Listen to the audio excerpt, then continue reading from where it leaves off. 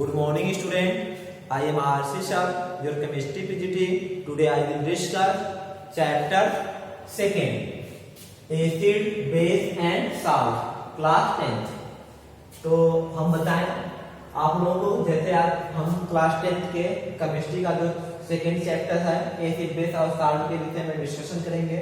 और इसमें मैं आप लोगों को एसिड बेस और साल्ट के जो भी एक्सप्लेनेशन उसको हम एक्सप्लेन करेंगे। तो एसिड क्या होते हैं, बेस क्या होते हैं, साल्ट क्या होते हैं, इसके विषय में बताएंगे। उसके केमिकल प्रॉपर्टी और फिजिकल प्रॉपर्टी की बात करेंगे।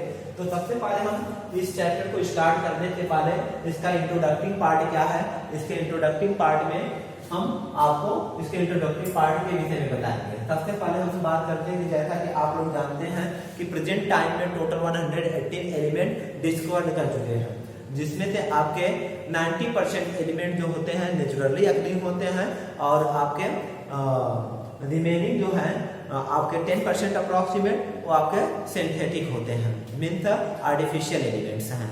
तो ये एलिमेंट जब आपके केमिकली कंबाइन करते हैं इन फील्ड प्रोपोर्शन बाय मास तो वो कंपाउंड फॉर्म करते हैं। और केमिकल प्रॉपर्टी के बेसिस पे हम कंपाउंड को 3 क्लास में क्लासिफाई कर सकते हैं। फर्स्ट नेम इज आपका acid, second name is base and third name is आपका salt. Classification of compound, classification of compound. तो यहाँ पे आपको first class name is acid, second class name is base and third class name is salt के विषय में study करेंगे। तो हम एसिड, बेस और सॉल्ट को डिफाइन करने से पहले हम यह बात करेंगे कि यह जैसे तो बता दिया केमिकल प्रॉपर्टी के बेसिस पे हम जो कंपाउंड से होते हैं उनको हम 3 क्लास में क्लासिफाई करते हैं। पहला क्लास में भी acid, second name is base and third name is salt. तो एसिड, बेस और सॉल्ट को डिस्क्राइब करने से पहले हम आप लोगों को यह बताएंगे कि एसिड बेस इंडिकेटर क्या होते हैं। एसिड बेस इंडिकेटर के विषय में बात करते हैं।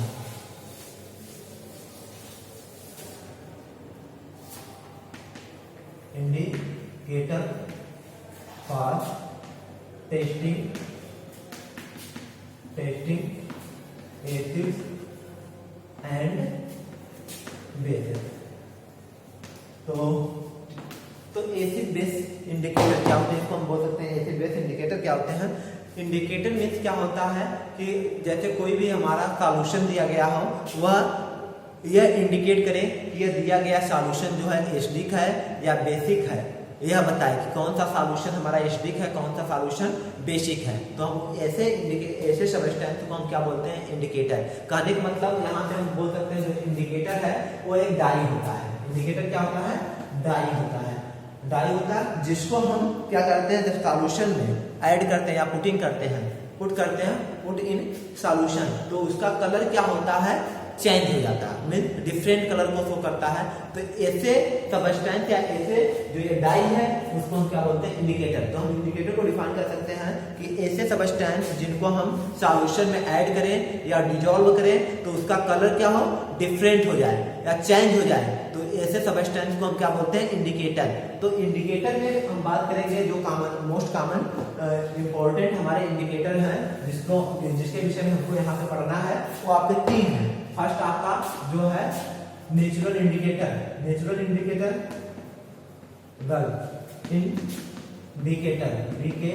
में है आपका नेचुरल इंडिकेटर में हमको पढ़ना है किसके विषय में, आपका लिटमस। इसको पढ़ना है लिटमस के विषय में। और दूसरा जो आपका सिंथेटिक है, सिंथेटिक इंडिकेटर वो आपके हैं पहला, अब इसमें मेथिल ऑरेंज और दूसरा आपका क्या है, फिनोल्फ्थलीन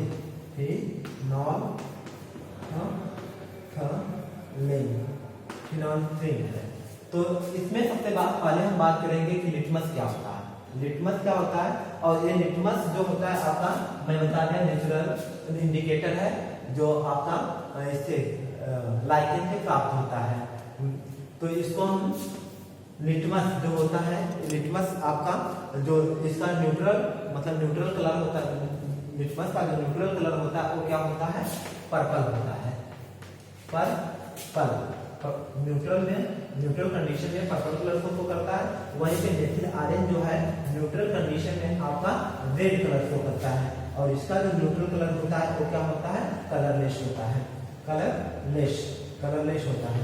तो हम कह सकते हैं कि जो इंडिकेटर का डिफिनेशन तो मैं बता दिया, अब इसके बाद हम बात करते हैं कि जैसे अब लिटमस के विषय में, लिटमस जो है एक्चुअली ये जो हम केमिकल लैब है उसमें यूज करते हैं लिटमस का, और लिटमस जो है लैब में 2 फॉर्म में पाया जाता है, एक मतलब लिटमस पेपर के फॉर्म में और दूसरा लिटमस सॉल्यूशन के फॉर्म में। और लिटमस का 2 टाइप्स के होते हैं, आपका पेपर फॉर्म में तो बता दें, पेपर फॉर्म में और सॉल्यूशन फॉर्म में। उसके बावजूद भी एक ब्लू लिटमस होता है, एक रेड लिटमस होता है, या ब्लू लिटमस सॉल्यूशन होगा या रेड लिटमस सॉल्यूशन होगा, ब्लू लिटमस पेपर होगा या रेड लिटमस पेपर होगा।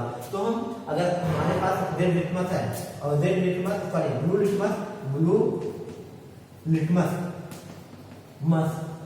अगर चेंज हो रहा है इसमें, ब्लू लिटमस का जो कलर है वो चेंज होकर या टर्न हो जा रहा है इसमें आपका रेड में, तो उस कंडीशन में जो सॉल्यूशन होगा हमारा एसिडिक सॉल्यूशन होगा, एसिडिक सॉल्यूशन होगा। जब एसिडिक सॉल्यूशन होगा तो उस कंडीशन में हम कह सकते हैं कि जो सॉल्यूशन उसमें एसिड प्रेजेंट है। और दूसरी बात हम अगर बात करें कि हमारा रेड लिटमस है, लिटमस टर्न हो जा रहा है किसमें, ब्लू में, तो उस कंडीशन में जो गिवन सॉल्यूशन होगा वो आपका बेसिक होगा, मीन्स उसको कह सकते हैं कि उसमें आपका बेस या एल्कली, बेसिक है एल्कलाइन सॉल्यूशन होगा, कह सकते हैं एल्कलाइन सॉल्यूशन है, और कह सकते हैं कि उसमें बेस या एल्कली प्रेजेंट है।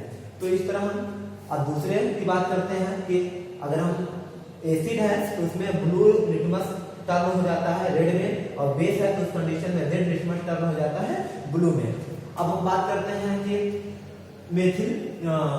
जो सिंथेटिक इंडिकेटर में मेथिल ऑरेंज की बात करते हैं। मेथिल ऑरेंज का जो न्यूट्रल कलर होता है वो रेड होता है।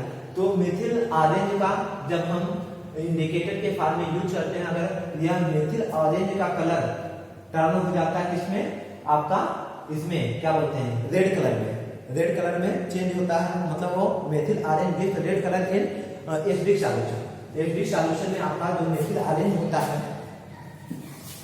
जो मेथिल ऑरेंज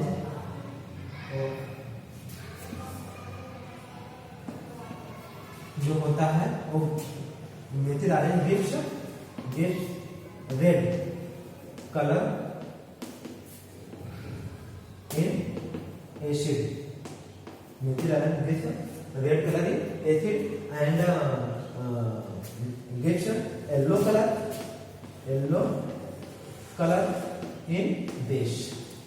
मतलब जो मेथिल ऑरेंज का सॉल्यूशन है उसको हम अगर सॉल्यूशन में ऐड करते हैं या पुट करते हैं तो उस कंडीशन में अगर उसका कलर रेड शो कर रहा है फाइनल कलर, तो हम कहते हैं कि वो एसिड है। और वहीं पे हम मेथिल ऑरेंज को सॉल्यूशन में हम ड्रॉप बाय ड्रॉप ऐड करने के बाद अगर उसका कलर चेंज होकर येलो दे रहा है तो उस कंडीशन में हम कहते हैं कि वह बेस है, और इसका जो न्यूट्रल कलर होता है रेड होता है। अब जो हमारा दूसरा सिंथेटिक इंडिकेटर है फिनोल्फ्थालीन है, उसका जो न्यूट्रल कलर होता है वो कलरलेस होता है। ये क्या करता है कि जो पिंक, मतलब ये हमारा फिनोल्फ्थालीन जो होता है कलरलेस शो करता है, मतलब फिनोल्फ्थालीन जो है ये सब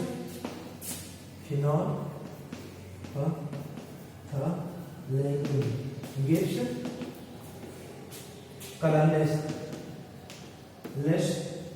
इन एसिड में कलरलेस शो करता है, और वहीं पे आपका बेस में क्या शो करता है, गिव्स आपका पिंक कलर देता है, pink in base or alkali, और इसका जो न्यूट्रल कलर होता है कलरलेस होता है। तो ये हो गया।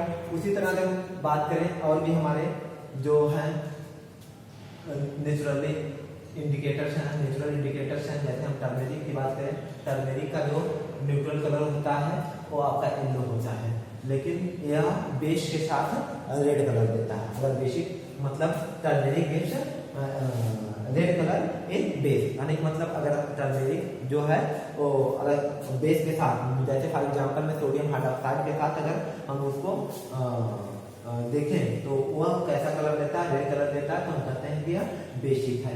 तो इस तरह हम बात करते हैं। अब एक होता है आपका यूनिवर्सल इंडिकेटर, जिसको हम पीएच पेपर भी बोलते हैं, उसका भी लाइट यूज करते हैं, ठीक है, पीएच, और उसके आधार पर भी हम एसिड बेस और सॉलिड को आइडेंटिफाई करते हैं। अगर पीएच पेपर के अकॉर्डिंग हम जैसे पीएच पेपर पे उसका एसिडिक सॉल्यूशन और बेसिक सॉल्यूशन का टेस्ट करते हैं, तो उसमें देखते हैं पीएच वैल्यू एक स्ट्रिप होता है, उस स्ट्रिप से मैचिंग करते हैं कि किस कलर का शो कर रहा है। अगर पीएच वैल्यू आपका बिलो टू 7 होता है तो कंडीशन में जो गिवन सॉल्यूशन है एसिडिक है, और एबव टू 7 है तो बेसिक का है या एल्कली है, और उसके बाद हमारा जो है 7 के इक्वल है तो न्यूट्रल है हम कहते हैं। और एक चीज और बता दें कि एल्कली जो होते हैं मतलब those bases which completely dissolve in water is called alkaline, यानी मतलब ऐसे बेस जो वाटर में completely dissolve होते हैं उन्हें हम क्या बोलते हैं, alkaline बोलते हैं। जैसे for example sodium hydroxide completely water में dissolve होता है, इसलिए इसको alkaline बोलते हैं।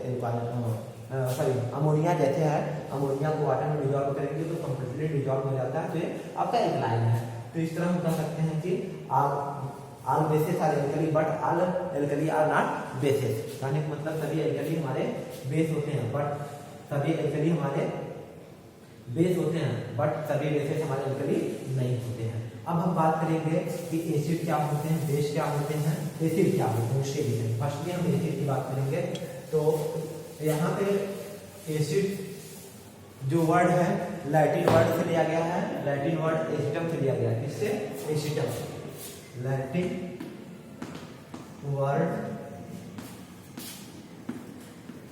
एसिटम होता है, उससे यह डिराइव किया गया, मतलब लिया गया है। अब एसिटम मीन्स होता है श्योर, क्या होता है, श्योर इन टेस्ट, श्योर मतलब खट्टा जिसको बोलते हैं, खट्टा, खट्टा बोलते हैं। तो हम कह सकते हैं कि एसिड ऐसे सब्सटेंस होते हैं जिनका टेस्ट क्या होता है, श्योर होता है, दैट मीन्स खट्टा होता है, उसे एसिड बोलते हैं। जो स्वाद में खट्टे होते हैं उन्हें एसिड कहते हैं। यानी कि मतलब अब फॉर एग्जांपल में मैं जैसे बात करूं, बोला गया है कि मतलब एसिड ऐसे सब्सटेंस होते हैं जो स्वाद में खट्टे होते हैं। फॉर एग्जांपल में मैं आप लोगों को बता दूं, जैसा कि आप ये प्रैक्टिकली अपने घर पे भी देख सकते हैं।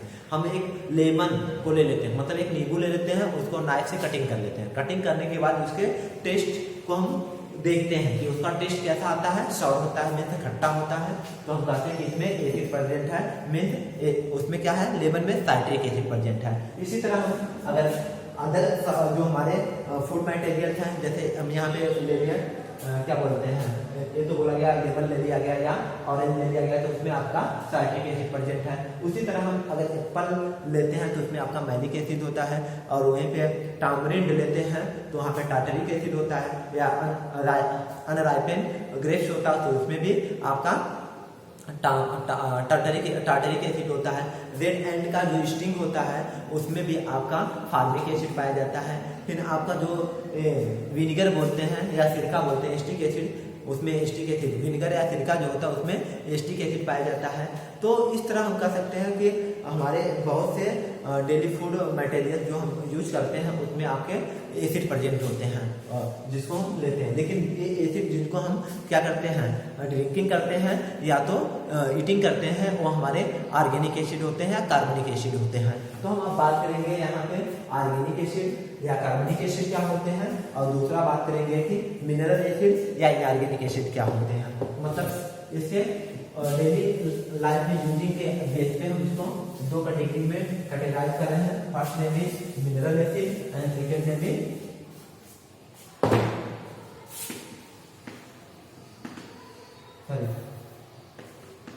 ऑर्गेनिक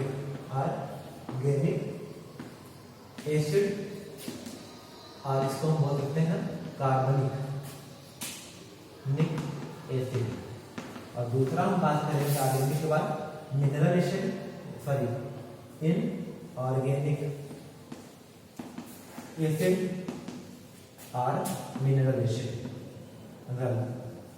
एसिड कहने का मतलब एसिड, ऑर्गेनिक एसिड को फर्स्ट ऑफ ऑल हम एक्सप्लेन करेंगे। ऑर्गेनिक एसिड क्या होते हैं?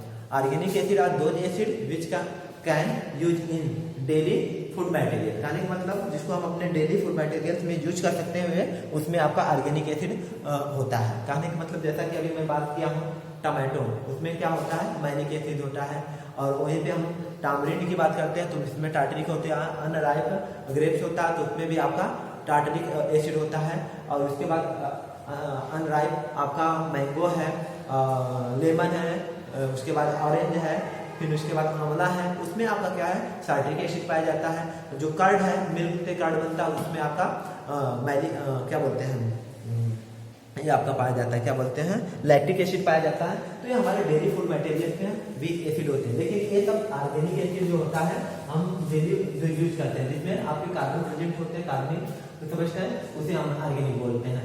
अभी यहाँ पे जैसे एसिटिक एसिड है, उसमें आपका भी जो विनेगर या कम पाया जाता है, तो ये ऑर्गेनिक एसिड है। ऑर्गेनिक एसिड का यूज हम डेली फूड मटेरियल्स में यूज करते हैं। और ये वीक एसिड होता है। वीक एसिड होने के कारण ही इसको हम क्या करते हैं, डेली फूड मटेरियल में यूज करते हैं, ईटिंग पर्पज और ड्रिंकिंग पर्पज। और दूसरा जो हमारा है कि इनऑर्गेनिक एसिड या मिनरल एसिड, जैसा कि नाम से ही पता चल रहा है कि एसिड जो मिनरल से मिलकर बने होते हैं, उन्हें हम मिनरल एसिड या इनऑर्गेनिक एसिड कहते हैं। और यह इनऑर्गेनिक एसिड का, जैसे इसमें बताया कि ऑर्गेनिक एसिड जो हमारा डेली फूड मटेरियल के रूप में हम यूज करते हैं, इनऑर्गेनिक एसिड का हम यूज कहाँ करते हैं, अपने केमिस्ट्री लैब में प्रैक्टिकल के पर्पज से इसका यूज किया जाता है। और ये डेंजरस एसिड जो होते हैं, मतलब जो इनऑर्गेनिक एसिड होता है वो डेंजरस एसिड होता है, इसको हम ड्रिंकिंग पर्पज या ईटिंग पर्पज से यूज नहीं किया जा सकता है। यह बहुत ही, और इसमें भी आपका बता दूं कि दो होता है, एक कंसंट्रेटेड होता है, एक डाइल्यूट होता है। अब हम इनऑर्गेनिक एसिड जो होता है, तो बोला गया आपका वीक एसिड होता है। ऑर्गेनिक एसिड जो हमारा है वीक एसिड होता है, और जो ऑर्गेनिक एसिड होता है वो आपका स्ट्रॉन्ग एसिड होता है, एक्सेप्ट केवल एक एसिड को छोड़कर, कार्बोनिक एसिड, जिसका फार्मूला क्या होता है, H2CO3। ये आपका क्या है, आपका इनऑर्गेनिक एसिड है, लेकिन यह आपका वीक होता है, ठीक है, वीक एसिड होता है। तो हम यहाँ पे स्ट्रॉन्ग एसिड और वीक एसिड क्या होते हैं उनके विषय में बात करेंगे। स्ट्रॉन्ग एसिड ऐसे एसिड होते हैं जिनकी रिएक्टिविटी तुरंत होती है, मतलब उनके रिएक्शन की जो रेट होती है हाई होती है, उसे स्ट्रॉन्ग एसिड बोलते हैं। और वीक एसिड किसे बोलते हैं, मतलब ऐसे एसिड जिसके रिएक्शन का जो रेट होता है वो लो होता है, उसे वीक एसिड बोलते हैं। जैसा कि मैं बताया हूँ, यहाँ पे इनऑर्गेनिक एसिड हमारे स्ट्रॉन्ग एसिड होते हैं। जैसे आपका स्ट्रॉन्ग एसिड में बात करें, जो हम लैब में यूज करते हैं, स्ट्रॉन्ग एसिड में आपका है पहला हाइड्रोक्लोरिक एसिड, और दूसरा सल्फ्यूरिक एसिड, तीसरा नाइट्रिक एसिड, और उसके बाद चौथा परक्लोरिक एसिड। ये सब हमारे स्ट्रॉन्ग एसिड हैं, ठीक है। और वीक एसिड में बात करें तो ऑल ऑर्गेनिक एसिड जो होते हैं वीक एसिड होते हैं, और उसके साथ साथ एक इनऑर्गेनिक एसिड जो हमारा H2CO3 से भी हमारा क्या है, वीक एसिड होता है। तो ये तो बात रही कि organic, inorganic, strong and weak acid. और स्ट्रॉन्ग एसिड किसे कहते हैं, जिसका रिएक्शन करने का जो रेट होता है हाई है, तो उसको स्ट्रॉन्ग एसिड बोलते हैं। और वीक एसिड ऐसे एसिड होते हैं जो जिसका रिएक्शन का रेट जो होता है क्या होता है, लेस होता है, उसको हम क्या करते हैं, वीक एसिड है। अब हम बात करें, अब स्ट्रॉन्ग एसिड में एक ये भी कुछ लोग बोलते हैं कि ऐसे एसिड जिसमें वाटर का अमाउंट जो है कम होता है, उसे हम स्ट्रॉन्ग एसिड कहते हैं, और रहता है एसिड, लेकिन ये कहना सही नहीं है। अब हम जो आगे एक्सप्लेन करेंगे आपका कंसंट्रेटेड एसिड और डाइल्यूट एसिड।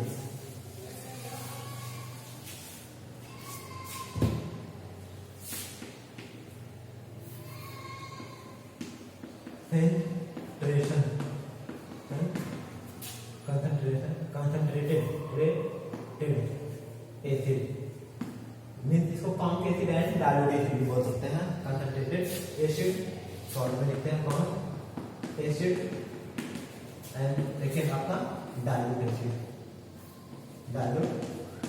एसिड। कौन एसिड क्या होते हैं, कंसंट्रेटेड एसिड ऐसे एसिड होते हैं जिसमें वाटर का अमाउंट क्या होता है, बहुत कम होता है, उसे कंसंट्रेटेड एसिड बोलते हैं।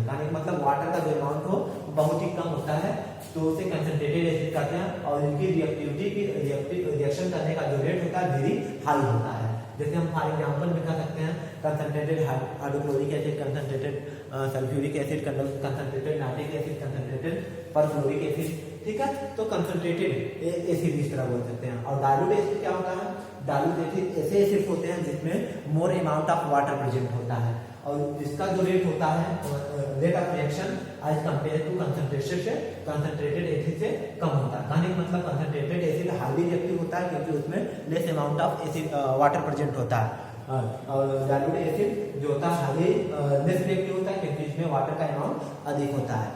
तो इस तरह हम कह सकते हैं कि कंसंट्रेटेड एसिड हो गया। कंसंट्रेटेड में डाइल्यूट में बता सकते हो कब कंसंट्रेटेड एसिड से कैसे डाइल्यूट एसिड को बनाया जाता है, उसका भी प्रोसेस हम आपको बता दें कि ये बहुत डेंजरस इवेंट होता है कि जैसा कि हम जानते हैं, अगर कुछ लोगों को नहीं मालूम रहता है कि एसिड में हम वाटर को मिलाते हैं, ऐड करते हैं, या वाटर में एसिड को ऐड किया जाता है, ये नहीं मालूम रहता तो कुछ बच्चे क्या करते हैं कि एसिड में वाटर को कंसंट्रेटेड एसिड में वाटर को ऐड करते हैं, तो ये वेरी डेंजरस प्रॉब्लम क्रिएट कर सकता है। तो हम आप लोगों को अभी बता रहा हूँ, पहले ये बात करते हैं कि कंसंट्रेटेड एसिड से डाइल्यूट एसिड कैसे बनाया जाता है, और उसके बाद ऑटोमेटिकली आप खुद समझ जाएंगे कि वाटर में एसिड को ऐड किया जाता है या एसिड में वाटर को ऐड किया जाता है। तो सबसे पहले हम बात करेंगे अब कंसंट्रेटेड एसिड से डाइल्यूट एसिड कैसे प्रिपेयर किया जाता है। तो सबसे पहले आप क्या करें कि एक बीकर ले लें और बीकर को क्या कर देते हैं, वाटर से फिलअप कर ले। जितना अमाउंट आपको बनाना है 10 ml 5 ml जितना बनाना हो उसके रेशियो में आप वाटर क्या कर ले, फिलअप कर लेते हैं। उसके बाद उसमें आप क्या करते हैं कि कंसंट्रेटेड एसिड, जैसे हमको क्या है 70% बनाना है, 70% बनाना है, क्या हमको डाइल्यूट एसिड बनाना है, तो उसमें 30% आप एयर डालिए, क्या बोलते हैं कंसंट्रेटेड एसिड और 70% वाटर डालिए। तो जो यहाँ पे डाइल्यूट एसिड प्रिपेयर हो गया, तो हम वाटर में क्या करते हैं कंसंट्रेटेड एसिड को जब ऐड करते हैं तो यहाँ पे वाटर का अमाउंट कितना परसेंट है 70% और 30% कितना है कंसंट्रेटेड एसिड है। तो इस तरह हमको आपको यहाँ पे जो मिलेगा तो ये आपका 70% कह सकते हैं कि ये डाइल्यूट एसिड फॉर्म होता है। तो इसमें और दूसरे कंडीशन में कभी इतना याद रखिएगा कि कभी भी आप लैब में इस तरह की गलती मत करिएगा कि आप कंसंट्रेटेड एसिड में आप वाटर को ऐड कर रहे हैं, वाटर को ऐड करेंगे तो तुरंत वो आपका फ्लैशिंग कर जाता है या एक्सप्लोज कर जाता है। जब वो स्पॉइल करता है, स्पॉइल करेगा तो जब उड़ेलेगा तो आपके फेस पे जा सकता है या तो आपके क्लॉथ पे जा सकता है, जो कि आपको तुरंत बर्निंग प्रोसेस कर सकता है, मतलब जला सकता है, जिससे आप का जो चेहरा है या आपका शर्ट है या आपके कपड़े हैं वो जल सकते हैं। तो इस तरह इतना याद रखेगा आप। तो ये हो गया कंसंट्रेटेड एसिड और डाइल्यूट एसिड का बात कर लिया। अब कंसंट्रेटेड और डाइल्यूट एसिड के बाद हम बात करेंगे अब प्रॉपर्टी की बात करते हैं, property of the acid.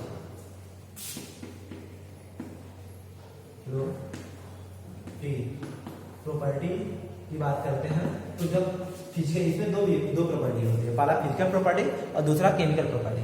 Physical property क्या होता है, फिजिकल प्रॉपर्टी मतलब इसके फिजिकल स्टेट को देखा जाता है, जैसे कलर हो गया, मेल्टिंग पॉइंट हो गया, बॉइलिंग पॉइंट हो गया, ठीक है, ये सब देखा जाता है। तो फिजिकल प्रॉपर्टी लाएंगे तो हम पहला थिंग्स कह सकते हैं कि जो हमारा टेस्ट देख सकते हैं। पहला जो बात करें हैं कि all acids are sour in taste, सभी एसिड हमारे स्वाद में खट्टे होते हैं, मतलब सॉर होते हैं। और दूसरा बात करें तो सभी एसिड जो है मतलब ऑल एसिड कंडक्ट इलेक्ट्रिसिटी, मतलब ये इलेक्ट्रोलाइट्स होते हैं, मतलब जब इसको हम क्या करते हैं